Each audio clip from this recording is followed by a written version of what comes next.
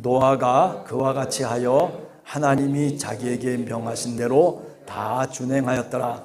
여호와께서 노아에게 이르시되 너와 네 온 집은 방주로 들어가라. 이 세대에서 네가 내 앞에 의로움을 내가 보았음이니라. 너는 모든 정결한 짐승은 암수 7씩 부정한 것은 암수 2씩을 내게로 데려오며 공중의 새도 암수 7씩을 데려와 그 씨를 온 지면에 유전하게 하라. 지금부터 7일이면 내가 40주야를 땅에 비를 내려 내가 지은 모든 생물을 지면에서 쓸어버리리라.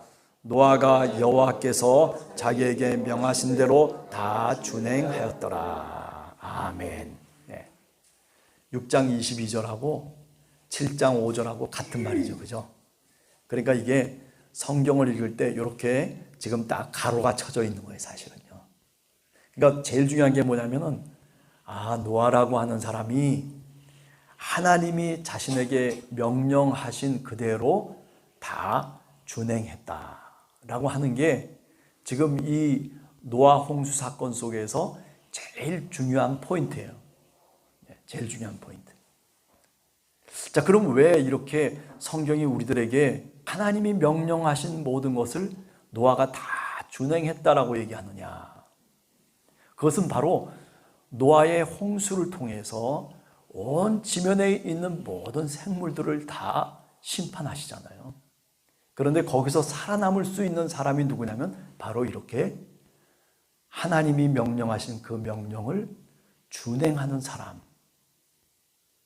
자, 예수님의 이야기로 다시 바꿔서 생각을 해보면 어떤 사람이 정말 하나님 나라 천국에 들어갈 수 있는 사람이냐 하면은 하나님의 말씀대로 행하고 하나님의 말씀에 순종하는 사람들.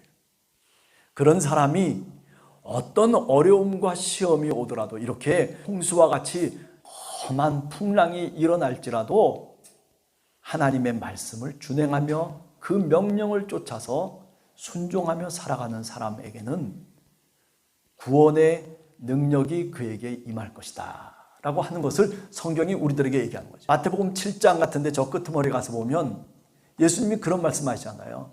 집을 짓는데 어떤 사람은 그죠? 모래 위에다가 집을 짓고 어떤 사람은 반석 위에 집을 짓는다는 거예요.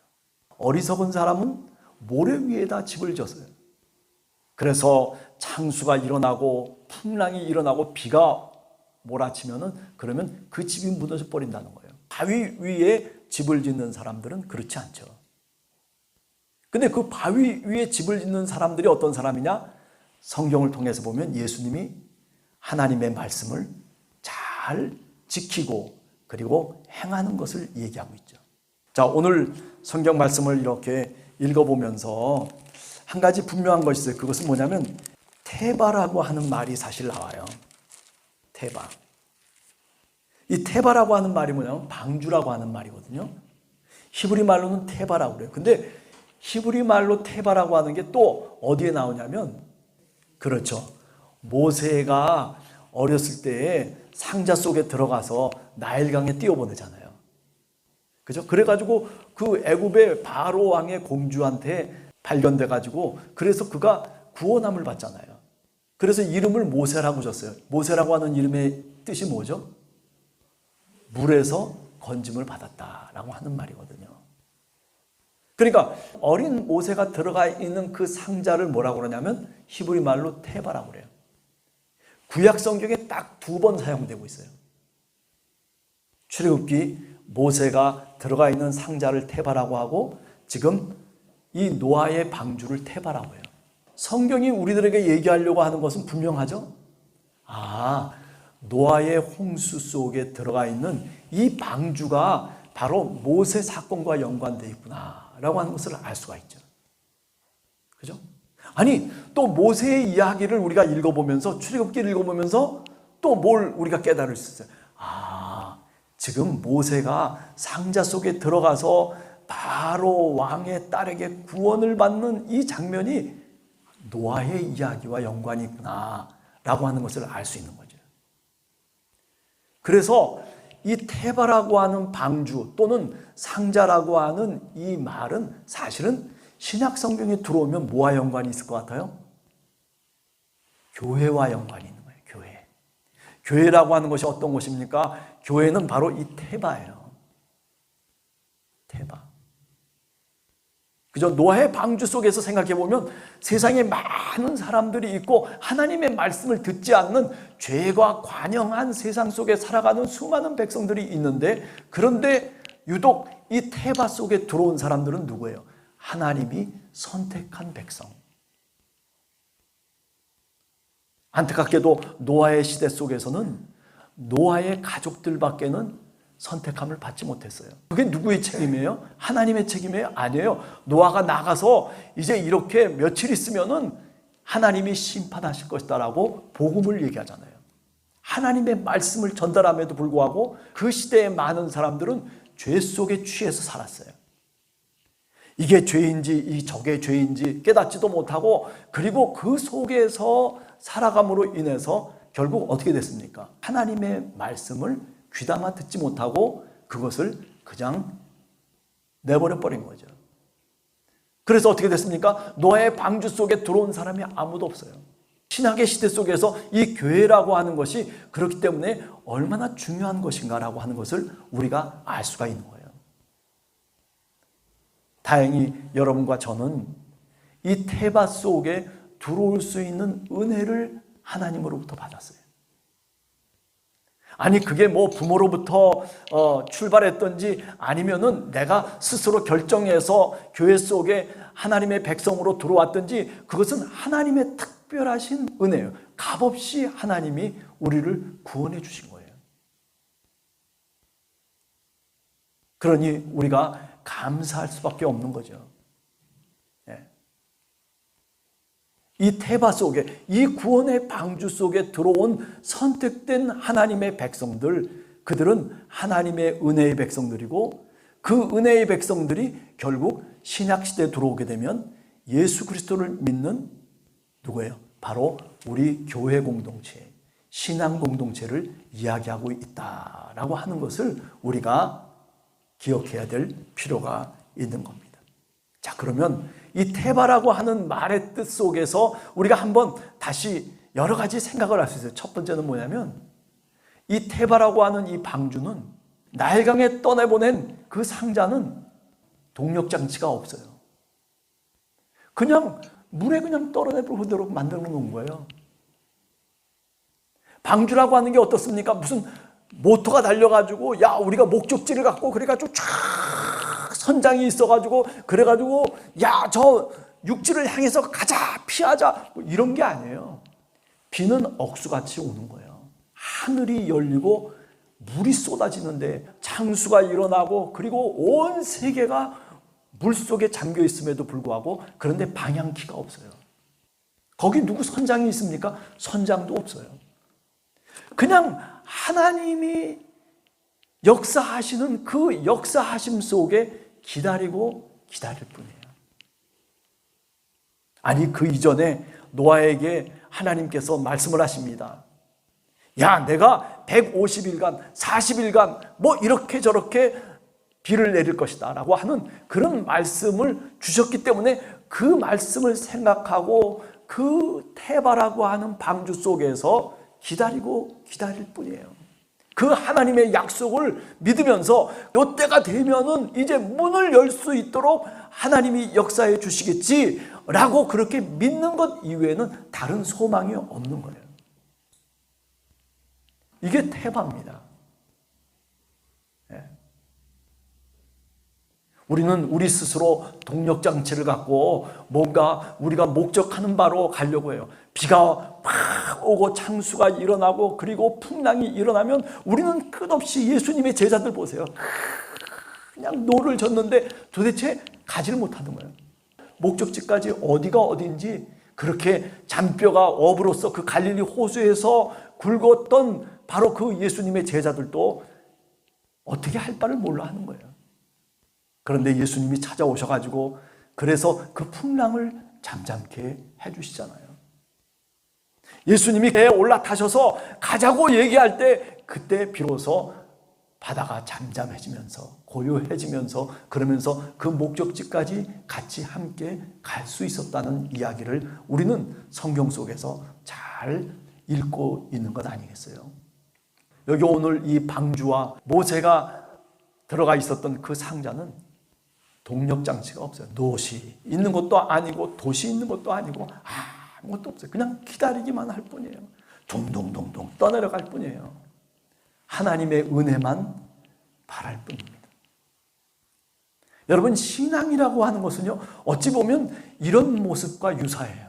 신앙을 가지면은, 그러면 내가 기도하면 뭐가 응답이 되고, 그래가지고 뭐가 하나님이 응답해 주셨기 때문에 할렐루야, 그리고 많은 사람 앞에서 하나님이 이렇게 응답해 주셨습니다 간증하고, 그렇기 때문에 예수를 믿으면 이렇게 하나님이 축복해 주십니다, 이런 식으로 우리가 주로 많이 신앙을 얘기하지만은, 그러나 진짜 신앙은 그런 게 신앙이 아니에요. 진짜 신앙은 태바 신앙이에요. 하나님, 나는 하나님밖에는 바라볼 수 있는 사람이 없습니다. 하나님이 말씀하신 그 말씀 밖에는 내가 의지할 것이 없습니다. 앞뒤가 캄캄하게 막혀있는 그 방주 속에서 그 상자 속에 있는 모세처럼 그저 둥둥 떠내려가면서 하나님의 은혜가 임하기만을 기다리는 그런 신앙인, 미련한 신앙이니까요. 그런데 사실은요, 그런 것으로부터 신앙이 출발하는 거예요.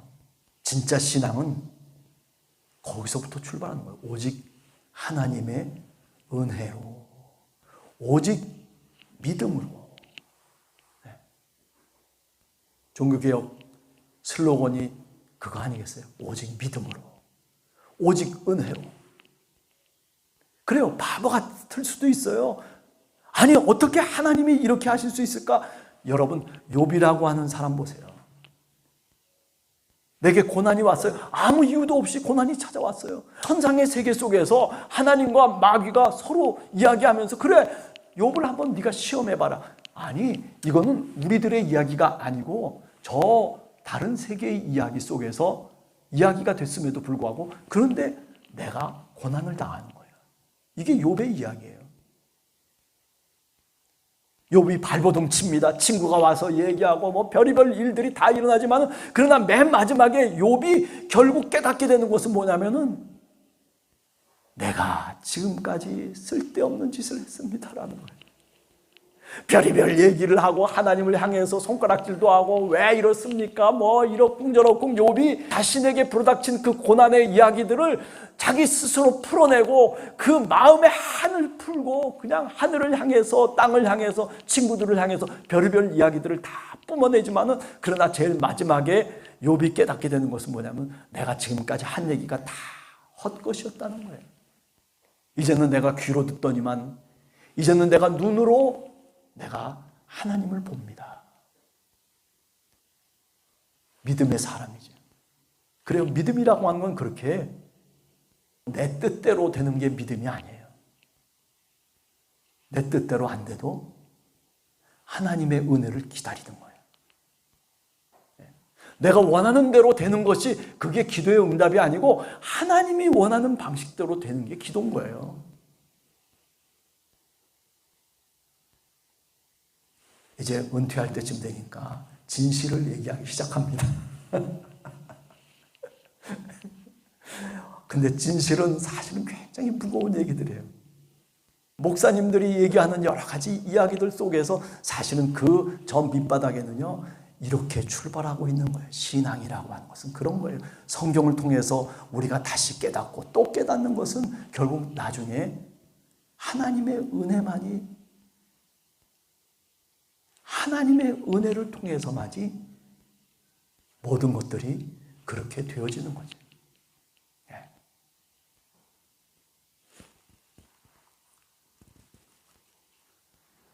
이 테바라고 하는 것, 이 방주라고 하는 이 상자라고 하는 것은 그렇기 때문에 동력장치가 없어요. 오직 하나님의 은혜만 기도하면서 하나님의 은혜가 임하기만을 기다릴 뿐이에요. 우리 함께하는 교회 속에 많은 분들이 오고 갔어요. 그런데 한 청년이 다른 교회를 가면서 저한테 물어보더라고요. 목사님, 나는 기다리는 신앙이 싫습니다. 언제까지 기다려야 됩니까? 그럼 뭐라고 얘기해 줘야 돼요? 그게 신앙의 기본인데.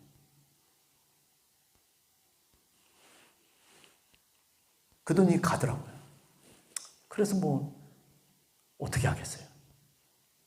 그렇게 마음속에 신앙이라고 하는 것을 자기가 규정을 짓고 정의를 내리고 그렇게 얘기하는데 뭐라고 얘기하겠어요? 얘기할 게 아무것도 없더라고요. 근데 오늘 이 테바라고 하는 이 방주는요, 하나님의 은혜만 기다리는 곳이에요. 네. 구원받은 하나님의 백성들은 여기서부터 출발하는 거예요. 교회는 여기서부터 출발하는 거예요. 교회가 얼마나 행사가 많아요. 큰 교회일수록 행사가 많아요. 다 행사가 뭐예요? 결국은요, 기다리지 못해서 행사하는 거예요. 그냥 하나님의 뜻이 있고 하나님의 은총이 있고 하나님이 이끌어 가시는 것들을 하나하나 다 우리가 그거를 바라보면서 신앙생활해야 되는데 그게 아니에요. 하나님이 은총을 주시기도 전에도 내가 먼저 저 앞으로 나가는 거예요. 나가가지고 내가 스스로 다 모든 걸 해놓고 그리고 그 다음에 하나님이 하셨네라고 그렇게 뒤돌아보는 거예요. 천만의 말씀입니다. 조금 어려운 얘기일 수도 있습니다만은 그러나 여기 계신 분들은 그래도 이런 얘기를 마음에 담을 수 있겠다 생각해서 그래서 제가 말씀을 드립니다. 네, 그렇습니다. 이 테바라고 하는 이 상자는 그저 은혜만을 기다리는 바로 장소였다라고 하는 것을 우리가 기억해야 됩니다. 네. 이제 한 주간을 저희들이 살아가면서 나는 교회의 일원입니다. 나는 하나님의 백성으로 이 테바라고 하는 구원의 방주 속에 들어와 있는 선택된 하나님의 종들입니다. 그렇기 때문에 은혜를 기다리는 사람은요, 참을 줄 알아요. 은혜를 기다리는 사람은 그렇기 때문에 내가 무릎을 꿇을 줄 알아요. 캄캄함 속에서 뭔가 도대체 빛이 어디 있는지도 분간할 수 없는 그 속에서도 하나님의 빛을 내가 마음속에 머금고 그리고 그 어둠을 이겨나가는 거예요. 내 안에 하나님의 빛이 있다라고 하는 것 때문에 내가 밖에 바라보는 두려움을 내가 이겨나가는 거예요. 왜? 하나님께서 내 마음속에 빛을 주셨기 때문에 그렇습니다. 하나님의 말씀의 빛을 주셨어요. 그래서 내가 아무리 어두워도 사무엘의 이야기 우리가 알잖아요. 그죠? 사무엘 시대가 어둠의 시대였었잖아요. 그런데 하나님이 사무엘을 부르시잖아요. 그 시대가 어둠 속에 있었음에도 불구하고 그런데 아직도 뭐가 꺼지지 않았다? 성전의 불이 꺼지지 않았다라고 얘기하잖아요. 그 성전의 불은 저 객관적인 저쪽에 있는 성전의 불이 아니고 사실은 우리 마음속에도 아직 하나님의 성령의 불이 꺼지지 않았습니다. 여러분 한 사람 한 사람 속에도 하나님의 성령이 이 불을 지폈어요.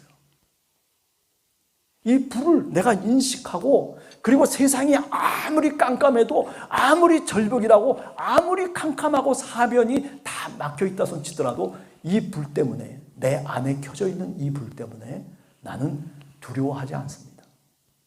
네. 할렐루야. 네. 복음이라고 하는 게 바로 그거죠.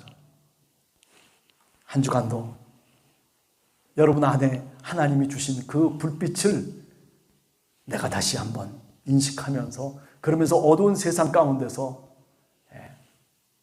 용감하게 담대하게 하나님의 뜻을 우리가 실천하면서 살아갈 수 있는 여러분과 제가 되기를 간절히 소원합니다. 같이 기도하겠습니다.